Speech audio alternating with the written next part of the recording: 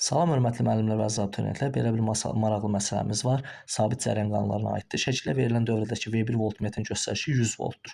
Baxın, bu voltmetrin göstərişi nə qədərdir? 100 volt. Ümumi hər iki müqaviməti ölçən voltmetrimizin göstərişi 100 voltdur.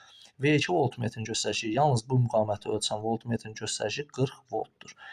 Buna əsasən deyir, R müqavimətini tapın. Baxın, bu müqavimət soruşur bizdən. Bilirik ki, bunlar bir-birinə ardıcıl qoşulmuşdur. Ardıcıl qoşulmada I ümumi cəryan şiddətimiz bərabərdir I1, o da bərabərdir I2-yə. Ümumi gərginliyimiz isə bərabərdir U1 üstə gəlinsin U2-yə.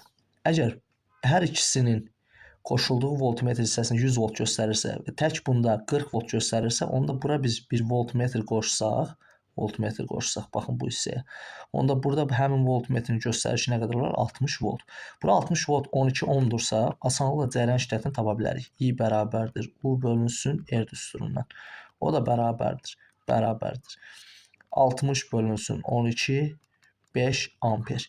Dedik ki, keçən cəryan şiddətləri ardıcıl qoşulmada hər yerdə eynidir. Əgər buradan 5 amper gəlirsə, baxın, buradan 5 amper gəlirsə, onda buradan da 5 amper gələcək. 5 amper.